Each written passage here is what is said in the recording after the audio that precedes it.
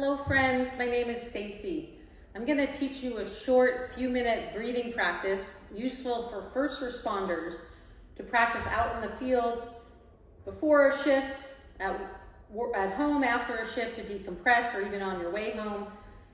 You can do this standing, seated, or laying down. I'm going to teach it standing, so you can perhaps do that on a quick break during lunch hour or at work and you're a little more alert and active, but feel free to try this laying down at home when you have longer amounts of time and can relax after. This comes from the yoga practices of breathing practices that I've been doing for 28 years and teaching yoga, but I'm simplifying it, making it useful specifically for first responders during your shifts as needed or at the end of the day to deregulate your nervous system. This is useful though for anyone as well, because it helps our mind concentrate, stimulates the parasympathetic nervous system for the calming response, and can help with anxiety and insomnia and overall stress management. I was teaching yoga yesterday to first responder firefighter recruits, which inspired me to make this video so that everyone can learn these techniques. It's very simple, it's just you and your breath. You don't need anything external or any tools. So start with our body. Let's come into the mountain pose. Feet can be about hip width apart. Relax your arms. If your shoulders feel tight, feel free to roll the shoulders. There's hundreds of yoga postures and exercises to release physical tension and strengthen and balance and stretch, but for now, we'll just do the breath practice. After you roll the shoulders, just to get rid of some extra shoulder tension, let's do 3 shrugs by inhale, lifting the shoulders to the ears, exhale, drop. So we're adding the breath to the body movement. Inhale, squeeze, exhale, drop. One more, inhale, squeeze, exhale, drop, and then just let your shoulders relax. Okay, now your eyes can be closed or open, depending where you are. Of course, don't do this driving, but you can have the eyes open with a slight focus or gaze at one point, or close the eyes if you like. The first exercise is called breath awareness. You're just going to notice your breath. We're already breathing, so we're all breathing, or we wouldn't be alive, but first step, just notice your breath. Are you breathing through the nose or the mouth? What part of your body's receiving breath or moving as you breathe? Are you breathing now in the stomach, the ribs, upper ribs, back ribs? There's no right or wrong, but breath awareness, just briefly noticing. Now, each of these exercises you can do a few minutes each as time allows. I'm gonna just move through it somewhat quicker just to learn them, sort of a demonstration and to try it, but you can do longer on your own as time allows. Second exercise after breath awareness is simple, slow, deep breathing. So start to take a deeper breath in through the nose and a longer breath out through the nose. The exhale has a calming effect when you lengthen the exhale. So let's do a slow breath in through the nose and a little longer exhale.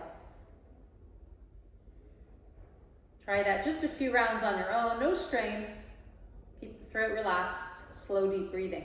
No one even knows you're doing these exercises and doesn't have to, so these are useful tools for first responders that you can use practically out in the field or when you have to focus and think quick and yet react with a sense of feeling centered and calm. The third exercise, so we did a breath awareness, slow, deep breathing. Third exercise, equal length breath. This helps our concentration and can help our mind focus if it's distracted and needs to concentrate the mind, which also in turn will help the nervous system relax. So you're going to count 4-second inhale through the nose, 4-second exhale through the nose. You can count on your own, try 4 rounds, eyes open or closed, standing or seated or laying down. I'll let you count so there's no strain, but make it a little slower than your natural rhythm with a little longer exhale than your natural rhythm, but in and out is equal length. 4-second in, 4-second out. As time allows, you can do that longer. You can also build up to 5-second in and 5-second out once the 4-second is comfortable. These are all helping us focus, refresh the mind, and calm that it's stimulating the parasympathetic nervous system to calm the nervous system. The fight or flight response and panic response we're trying to calm and regulate on our own with just the breath, so it's a great tool. Okay, now we'll learn one more today. You're going to bring your hands on the stomach. It's a simple, we call belly breathing or lower abdominal breath. In yoga, it's the first part of a full yogic breath, but let's today just learn the belly breathing. So your hands are going to go on the stomach just to learn it. You're going to push the stomach forward into the hands on the inhale, relax on the exhale. You can even pull the navel a little bit into spine if you like at the end. So you're going to try that on your own now. This may not be your natural breath, but when we panic or fight or flight response, we tend to breathe in the upper chest. So here we're trying to breathe in the lower abdomen to stimulate that calming response. Now, you can think of a balloon right behind the belly button or navel center, and as you inhale, you're blowing that balloon up where the stomach pushes into the hands. As you exhale, imagine the balloon deflating. Try that a few rounds, and once you get the hang of it, you can try it with your arms relaxed, not touching the stomach, because again, these are tools you can use throughout your work shift to focus where no one needs to even know you're doing it. During stressful encounters, you can activate that lower abdominal breath. You can do the slow deep breathing. They're all just as good. Counting in and out equal length breath, it helps the mind concentrate. And then when you're done with all of that, just close your eyes a moment in mountain pose, see how you feel overall. So when you try this on your own, I won't be talking, but you'll start to learn them and try one of them a day or two or even all four.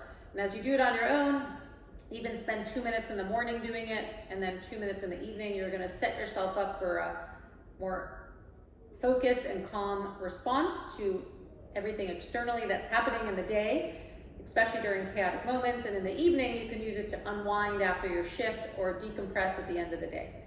Do try to learn it in a somewhat quiet, controlled environment, perhaps at home at first if you need.